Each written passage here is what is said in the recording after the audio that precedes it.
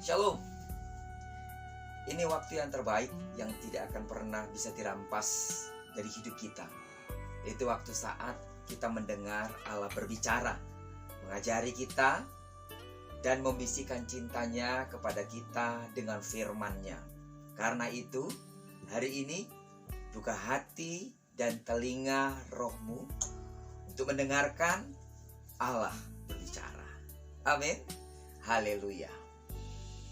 Dalam 2 bulan ke depan, kita akan bersama-sama belajar tentang makna yang tersembunyi di balik dari doa Bapa kami yang diajarkan oleh Tuhan Yesus kepada para murid dan tentunya kepada kita hari ini. Dan hari ini merupakan hari pertama kita dapat mempelajari ada 10 makna dari doa Bapa kami yang akan kita pelajari dalam kurang lebih 2 bulan ke depan. Sebelumnya, mari kita sama-sama mengucapkan dengan penuh hikmat, dengan penuh penghayatan, dengan suara yang lantang, memperdengarkan sekali lagi doa ini secara bersama-sama. Amin. Haleluya. Mari kita akan sama-sama mengucapkan doa ini. Bapa kami yang di surga, dikuduskanlah namamu, datanglah kerajaanmu, jadilah kehendakmu di bumi seperti di sorga. Berikanlah kami pada hari ini makanan kami yang secukupnya, dan ampunilah kami akan kesalahan kami, seperti kami juga mengampuni orang yang bersalah kepada kami. Dan janganlah membawa kami ke dalam pencobaan, tetapi lepaskanlah kami daripada yang jahat. Karena Engkaulah yang empunya kerajaan dan kuasa dan kemuliaan sampai selama-lamanya. Amin. Saudara kekasih di dalam nama Tuhan Yesus, untuk menemukan makna dari doa Bapa kami yang diajarkan oleh Tuhan Yesus, saya mengajak saudara untuk menyimak dan membedah doa ini kalimat demi kalimat. Karena dengan demikian, saudara akan mendapatkan makna dari doa ini. Yang pertama yang mau kita bahas hari ini adalah kalimat pembukaan di dalam doa Bapa kami yang diucapkan oleh Tuhan Yesus, yang diajarkan oleh Tuhan Yesus, yaitu perkataan Bapa kami yang di sorga. Ada pesan yang luar biasa yang sebenarnya Yesus ingin sampaikan kepada para murid. Ada makna yang luar biasa yang Anda harus pahami dengan baik. Mengapa Yesus mengucapkan Bapa kami yang di sorga? Ada 2 makna yang hendak diberitahukan oleh Yesus kepada para murid dan kepada kita hari ini dari kata Bapa kami yang di sorga. Yang pertama adalah ucapan Bapa kami yang di sorga adalah pemulihan hubungan antara manusia dengan Allah, antara Anda, saya dengan Allah. Dan penerimaan diri kita sebagai anaknya adalah awal dari pemulihan itu sendiri. Dosa membuat hubungan Allah, Sang Pencipta, manusia, si pemilik kehidupan ini menjadi terputus, menjadi rusak. Namun di dalam doa ini, Yesus ingin menjelaskan kepada para murid. Yesus ingin mengajarkan kepada kita bahwa Allah Sang Pencipta itu menerima kita kembali. Bahkan tidak hanya menerima kita sebagai manusia yang diampuni segala dosa dan pelanggarannya, tapi Dia menerima kita, membuat kita menjadi sosok atau menjadi pribadi yang tidak hanya sekedar diampuni dosanya, tapi ada hal yang paling mulia, ada hal yang lebih tinggi dari sekedar diampuni dosanya. Apa itu saudara? Dia mengangkat Anda dan saya sebagai anaknya. Mengapa Yesus harus memberitahukan ini kepada para murid dan kepada kita bahwa kita diangkat menjadi anaknya. Mengapa demikian? Karena dari awal ketika dunia ini diciptakan, 6 hari penciptaan dilakukan. Hari ke-7 Alkitab berkata Allah itu beristirahat.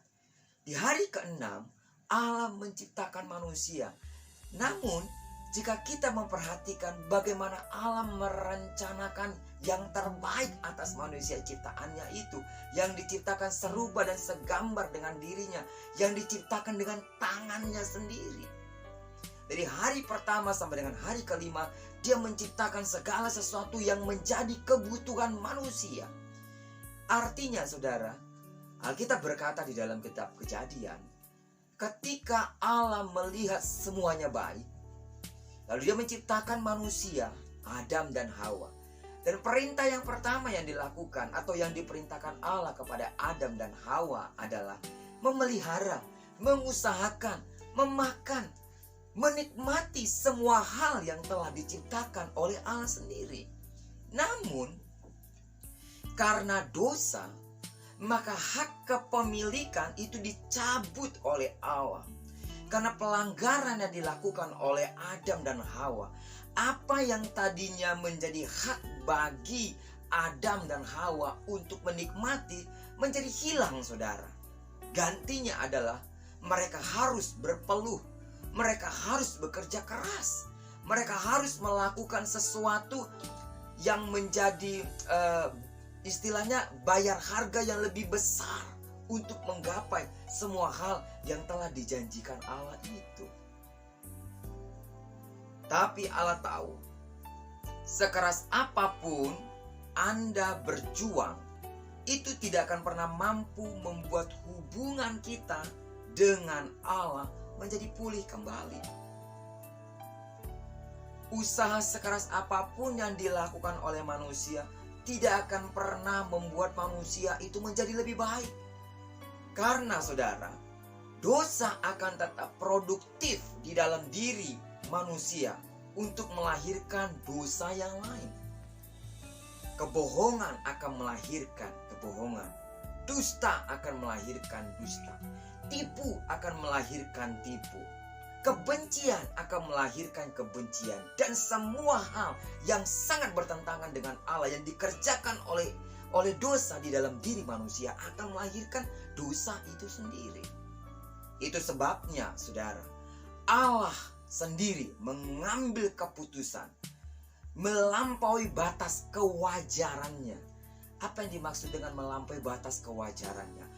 Allah itu kudus adanya, melampaui batas kewajarannya sebagai Allah yang maha kudus, yaitu memulihkan tidak hanya hubungan antara pencipta dan ciptaan, tapi sesuatu yang lebih berharga, sesuatu hal yang lebih penting, sesuatu hal yang ukuran yang nilainya lebih mulia, yaitu apa? Membuat Anda dan saya, hubungan kita dengan Allah tidak hanya sekedar ciptaan dan pencipta, tapi kita diangkat menjadi anaknya. Amin. Kita dibuat menjadi anaknya. Ini hal yang harus diketahui dengan benar oleh orang-orang yang percaya kepada Allah. Ini luar biasa, bukan? Dalam doa ini, Yesus mau kita menyadari bahwa hubungan kita dengannya tidak hanya sebatas pencipta dengan ciptaan, tapi hubungan Bapa dan anak. Kalau kita anak, itu artinya kita pewaris dari semua ciptaannya, bahkan surga kekal. Amin. Bahkan surga kekal adalah warisan yang disediakannya untuk kita. Kenapa? Karena Anda, saya adalah anak.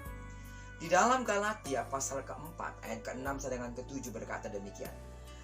Dan karena kamu, Anda, saya adalah anak, maka Allah telah menyuruh rohnya, roh anaknya ke dalam hati kita yang berseru, Ya Aba, Ya Bapa.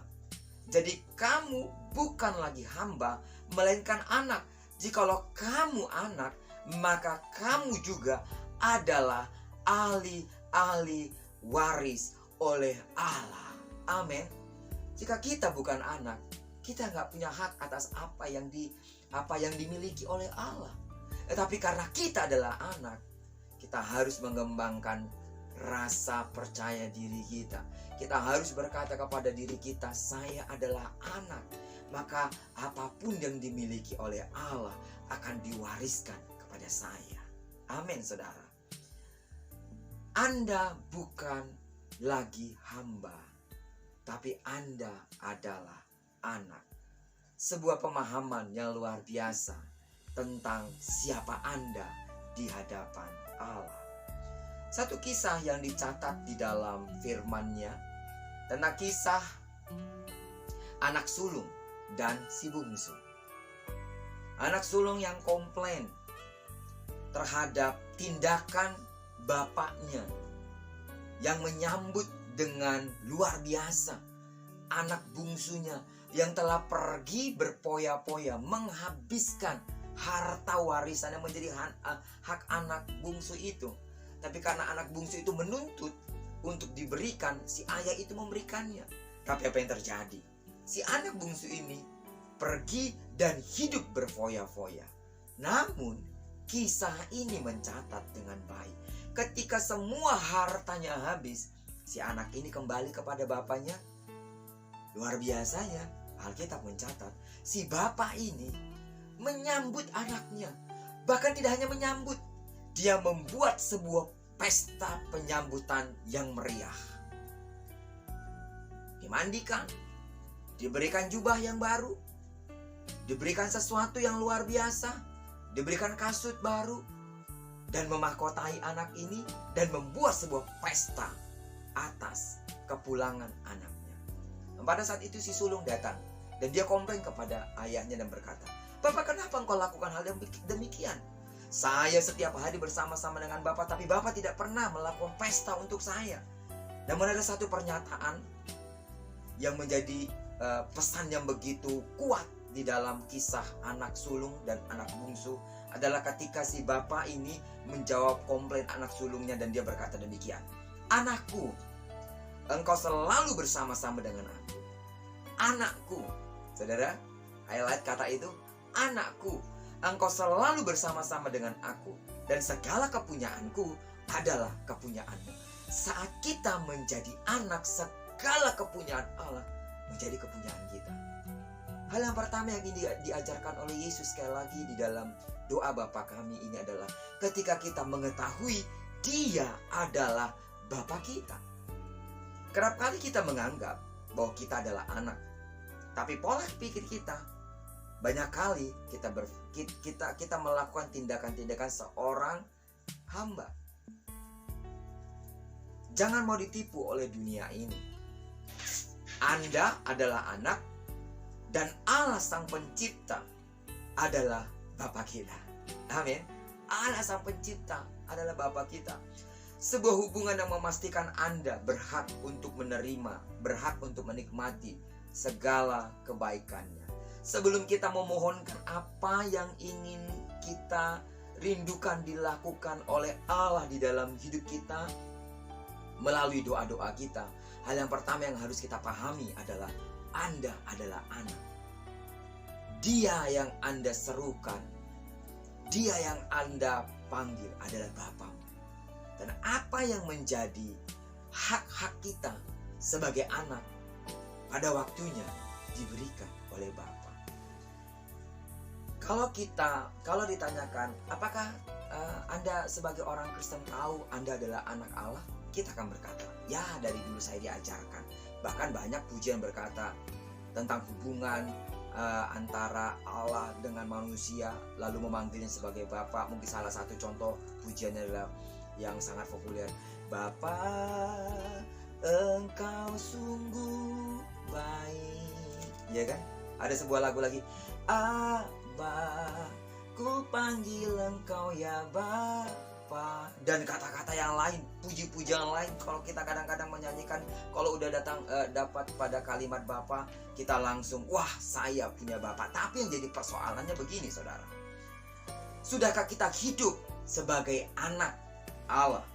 Kalau kita mengakui kita adalah anak Allah dan Sang Pencipta itu adalah Bapa kita, sudahkah kita hidup sebagai anak? Anak siapa? Anak Allah. Ini menjadi pondasi dalam membangun sebuah hubungan doa yang ditujukan kepada Allah. Ini menjadi sebuah pondasi kekristenan. Bagaimana Anda harus menyadari Anda adalah anak Allah.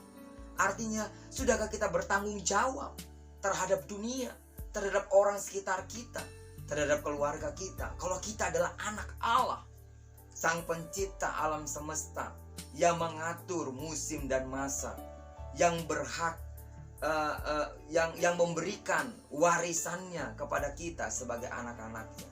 Sudahkah kita melakukan bagian kita sebagai anak-anak Allah? Efesus 5:8 berkata demikian. Memang dahulu kamu adalah kegelapan, tetapi sekarang kamu adalah terang di dalam Tuhan. Sebab itu, hiduplah sebagai anak-anak terang. Sebab itu, hiduplah sebagai anak-anak Bapa. Amin, saudara. Karena itu, sekali lagi, hiduplah sebagai anak-anak Allah. Jangan hidup layaknya sebagai hamba dosa. Amin. Bapa kami yang di sorga, sebuah pengakuan kalau Anda, saya, orang Kristen adalah anak Allah. Jangan pernah mempermalukan nama Bapamu. Ya, jangan pernah mempermalukan nama Bapamu. Bukan Bapa manusiawi daging kita, tapi yang kita pelajari adalah Bapa yang di sorga. Amin. Pencipta langit dan bumi. Amsal 28 ayat 7 berkata demikian. Orang yang memelihara hukum adalah anak yang berpengertian. Orang yang memelihara hukum.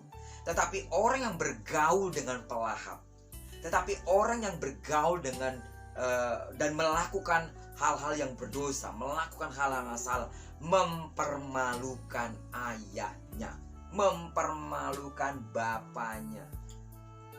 Kalau kita ingin tahu, atau kalau kita sadar kita adalah anak Allah dan Allah adalah Bapa kita, ayo tunjukkan tanggung jawabmu sebagai seorang anak. Jangan mempermalukan nama Bapa kita. Amin.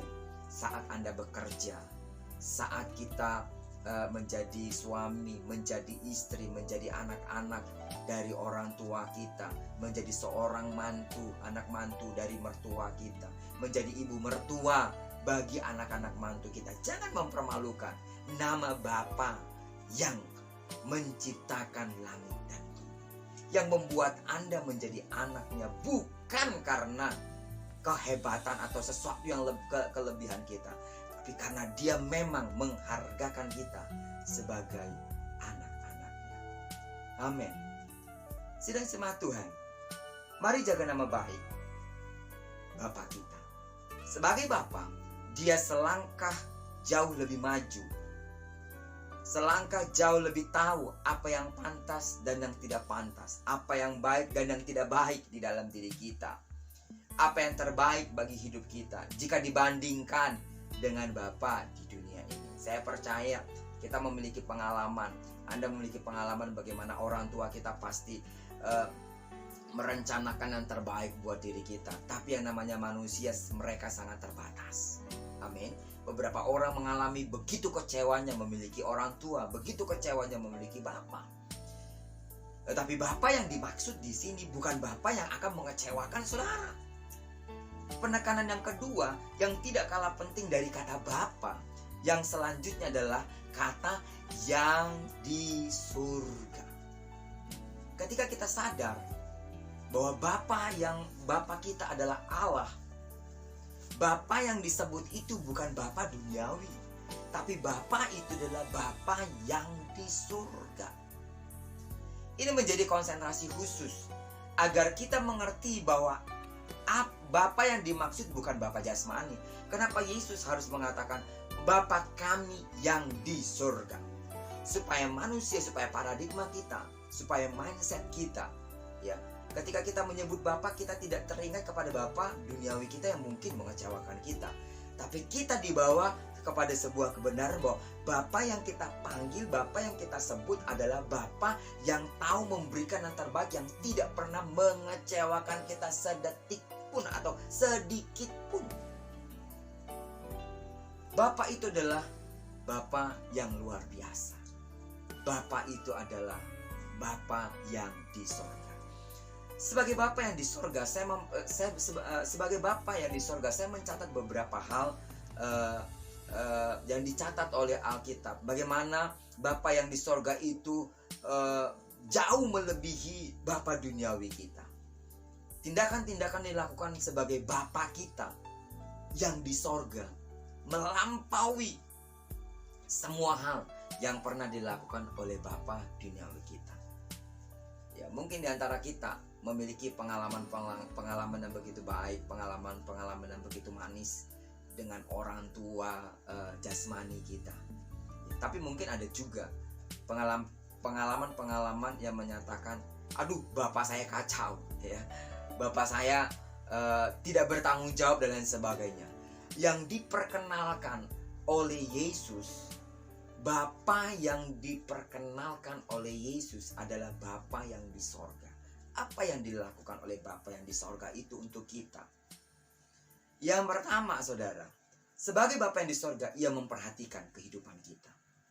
Di dalam 1 Petrus pasal yang ketiga ayat 12 berkata demikian. Sebab mata Tuhan, sebab mata Bapa kita, Tuhan yang kita panggil sebagai Bapa, ya Aba, ya Bapa, tertuju kepada orang-orang benar. Amin. Dan telinganya kepada permohonan mereka yang minta tolong. Tetapi wajah Tuhan menentang orang-orang yang berbuat jahat. Mata Tuhan tertuju kepada orang-orang benar. Perhatiannya tertuju kepada Anda dan saya. Perhatian orang tua jasmani kita pastilah sangat terbatas. Ya, orang tua mungkin dapat melihat kita sebatas mata dapat memandang, ya kan? Nah, kalau di balik tembok udah nggak bisa, kecuali video call, ya kan? Ya, kecuali ada CCTV, bapak kita atau orang tua kita dapat melihat gerak-gerik kita.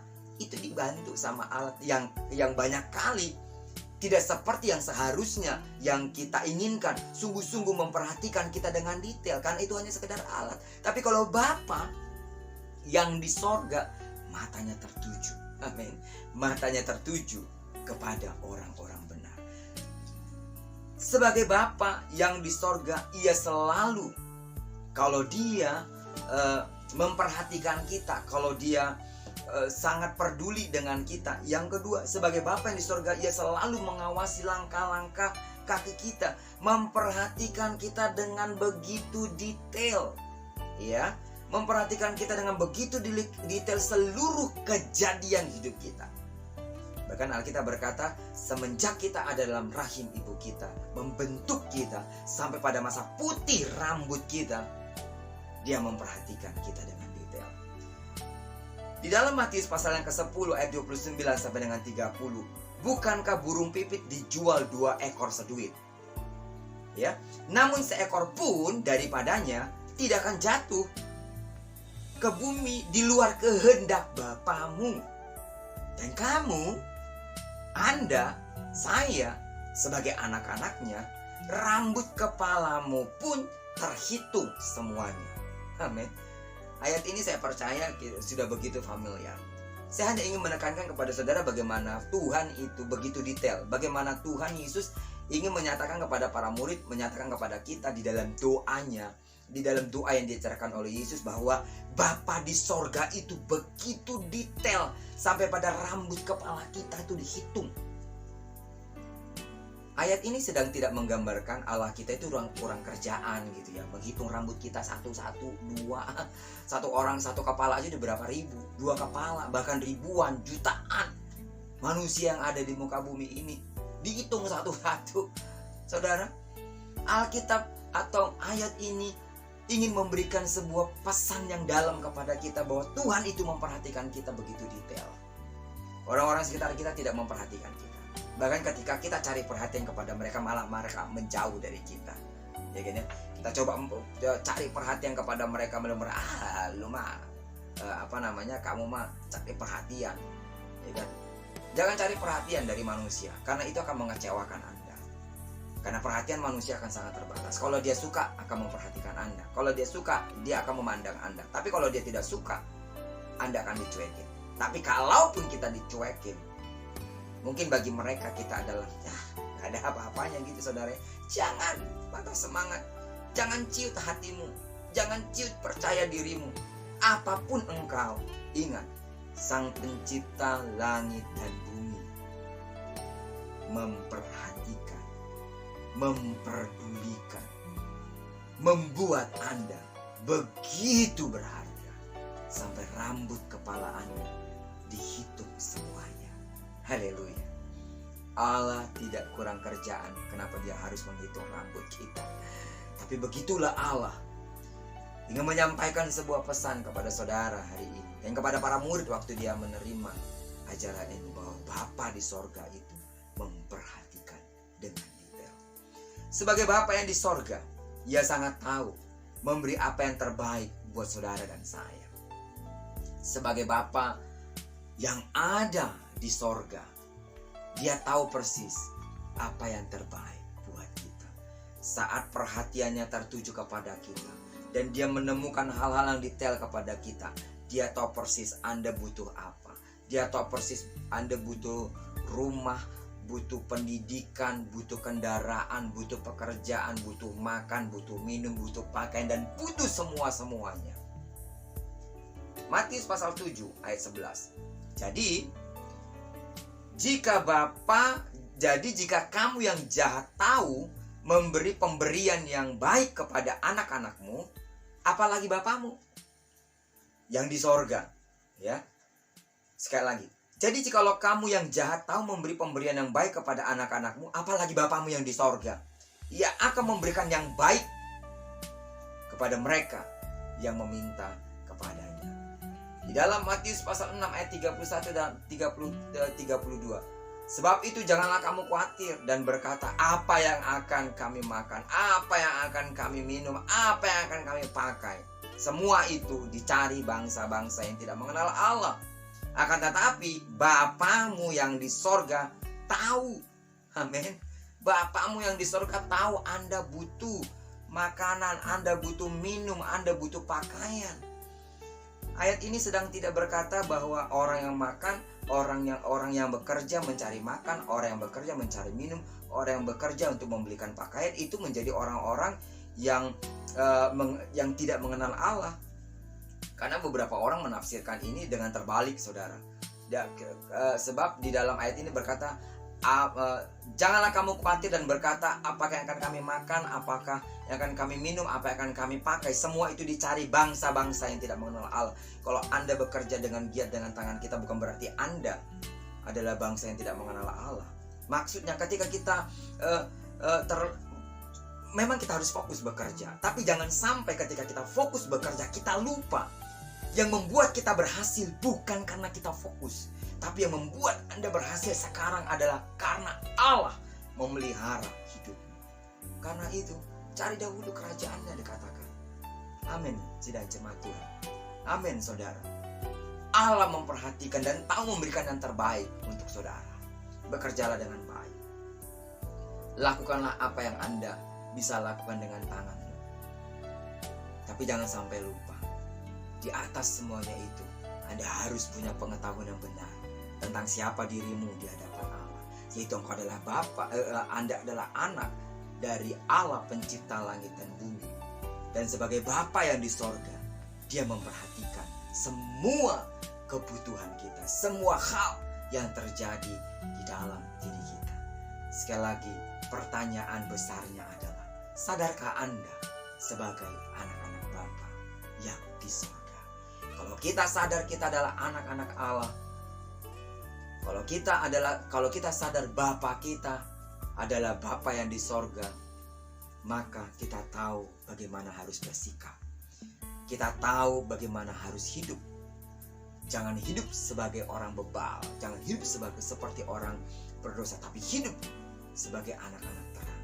Dan percaya Bapamu yang di sorga memelihara, memperhatikan kita dengan detail. Amin, saudara. Anda punya Bapa yang jauh lebih baik daripada Bapa di dunia ini. Bapa yang menciptakan langit dan bumi, yang mengatur musim dan masa, dan membuat Anda menjadi anak-anaknya. Tuhan Yesus memberkati kita semua. Minggu depan kita akan belajar kembali. Ya, ikuti terus sesi khotbah ini supaya Anda mengerti apa yang dimaksud dengan tahu makna dari doa Bapa kami yang diajarkan oleh Yesus, dan jangan sampai ketinggalan. Amin. Anda semakin kuat, semakin teguh, bertumbuh, berakar, dan akhirnya Anda berbuah. Ya, ikutin dan nikmati setiap kebenaran firman Allah yang terus datang kepada Anda. Tuhan Yesus memberkati kita. Shalom. Amin.